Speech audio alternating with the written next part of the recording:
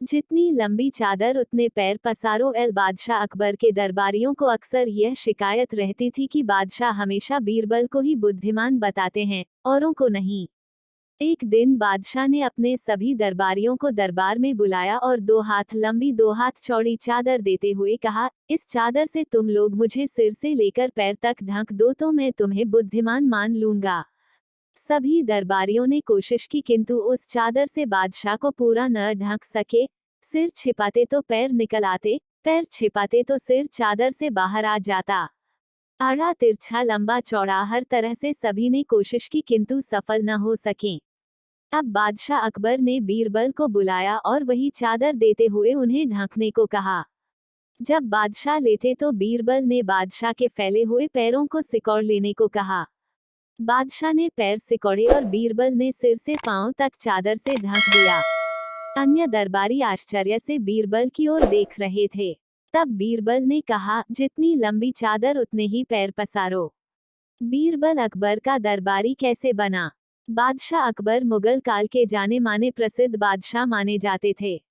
अकबर बड़े शौकीन और खुशमिजाजी किस्म के बादशाह थे।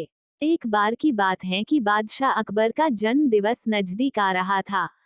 जन्म दिवस को मनाने के लिए विशाल दरबार सजाया गया था। सभी दरबारी और बादशाह के रिश्तेदार आने लगे और बादशाह को उनके जन्मदिन की बधाई देने लगे। हर कोई बादशाह को खुश करने के लिए उनके लिए कुछ न कुछ तोहफा जरूर लाता। बादशाह सभी के तोहफों को अपने हाथ से स्वीकार कर अपने सेवक को दे देते। बादशाह को अलग अलग किस्म के इत्र का बहुत मोह था।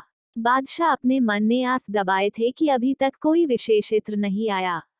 तभी कोई मित्र बादशाह के लिए इत्र लेकर आया। बादशाह ने इत्र को देखकर अपना संयम खो दिया और उस इत्र की सीसी को अपने दाएं हाथ में लेकर बाएं हाथ को पीछे किया और उस सीसी को थोड़ा टेढ़ा करते हुए मुस्कुराए और बोले, ले हमारी नजरें सारे तो हफों में इसी की तलाश में थी।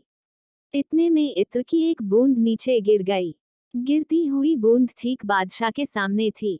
अब बादशाह उस बूंद को किसी भी तरह व्यर्थ नहीं जाने देना चाहते। फट से बूंद को लपकना चाहा, परंतु बूंद सोफे पर गिर गई और रुई की गहराई में समा गई। बादशाह की इस हरकत को बीरबल ने देख लिया और ऐसा करते हुए बादशाह अकबर ने भी बीरबल को देख लिया।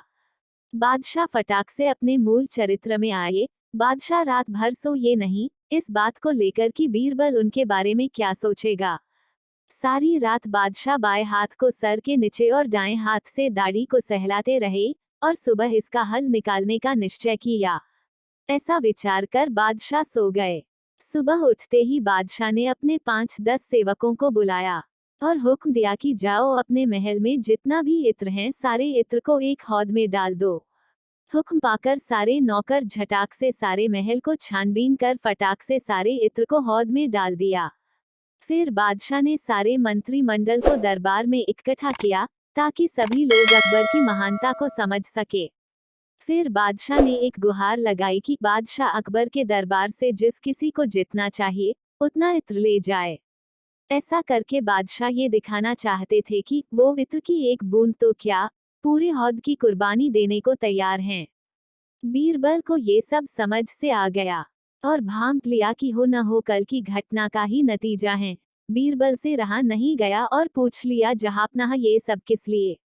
अरे बीरबल, दान पुण्य करते रहना चाहिए। अब बीरबल क्या कहे हे। बीरबल कहना चाहते थे, एक बूंद से खोई प्रतिष्ठा हौद में कहाँ मिलेगी।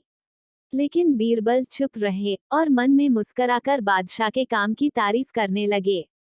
4. पैसे की थैली किसकी? दरबार लगा हुआ था। बादशाह अकबर राजकाज देख रहे थे।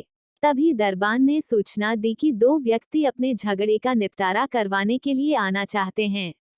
बादशाह ने दोनों को बुलवा लिया।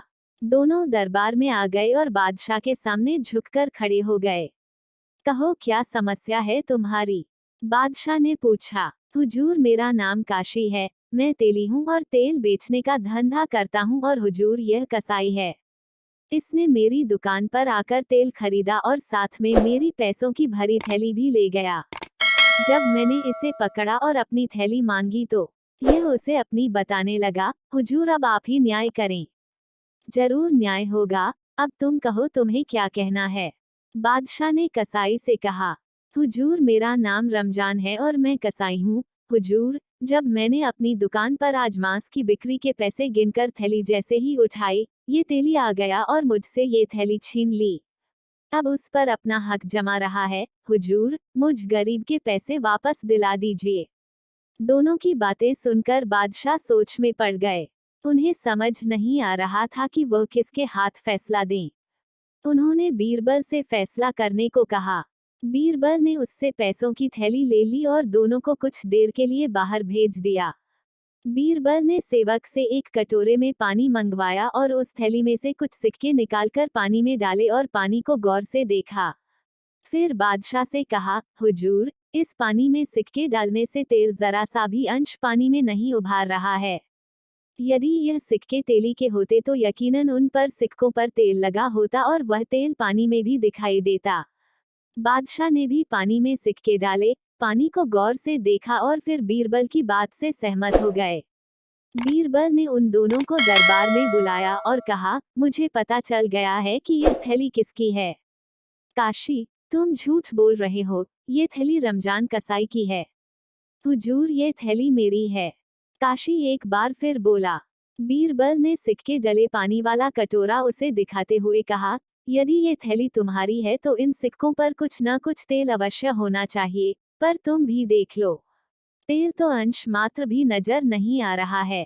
काशी चुप हो गया। बीरबल ने रमजान कसाई को उसकी थैली दे दी और काशी को कारागार में डलवा दिया। कुएं का असली मालिक कौन है? बादशाह अकबर के दरबार में बनिया रहता था। बनिया के पिता की मृत्यु के पश्चात उसकी खेतों की देखभाल करने वाला कोई नहीं था। इसलिए बनिए ने निश्चय किया कि वह उसके खेत के पास का कुआं बेचकर पास की जमीन पर एक फैक्ट्री खोलेगा। ये बात विचार कर उसने अपने खेत के पास के कुएं को एक किसान के हाथ बेच दिया। कुछ दिनों बाद उस बनिए ने एक मिल खोल दी। बनिए को एहसास हुआ कि उसको मिल के लिए बहुत अधिक मात्रा में पानी चाहिए। उसको लगा कि उसने कुएं को बेचकर शायद गलती कर दी। बनिए ने दिमाग लगाया और अगले दिन का इंतजार करते हुए सो गया। अगले दिन जब किसान खरीदे गए कुएं से पानी निकालने लगा तो बनिए ने रोक दिया और कहने लगा, तुमने तो केवल कुआं खरीदा है, पानी को नहीं। तुम्हारा इस पानी पर कोई अधिकार नहीं है। किसान ने उस बनिए के साथ बहसबाजी की लेकिन कोई फायदा नहीं हुआ। किसान तुरंत बादशाह अकबर के दरबार में गया और मदद की गुहार लगाई। बादशाह अकबर ने इस समस्या को निपटाने का भार बीरबल को सौंपा। बीरबल ने किसान की समस्या को गहराई से समझ लिया और अगले दिन उसको वहां कुएं के पास आने को कहा। अगले दिन जब किसान पानी निकालने लगा तो फिर बनिए ने उसको रोक दिया और कहने लगा, तुम्हें एक बार में समझ नहीं आता क्या? तुमने कुएं को खरीदा है, पानी को नहीं। बीरबल भी वही हाजिर थे। बीरबल ने बनिए से कहा कि श्रीमान बनिए, आप मुझे ये बताइए कि इस कुएं पर किसका अधिकार है? बनिए ने कहा, इस पर इस किसान का अधिकार है। जब ये इस किसान की संपत्ति है तो आपको इसकी संपत्ति में कोई चीज रखने का अधिकार नहीं है। जो अगर आप इसकी संपत्ति में कोई चीज रखते हो तो आपको किराया देना पड़ेगा। अगर ये पानी आपका है तो आपको इसका किराया देना पड़ेगा। क्या आपको ये मंजूर है? बनिए की बोलती बंद हो गई और उसने किसी तरह मैं कर जान बचाई और वहां से भाग गया।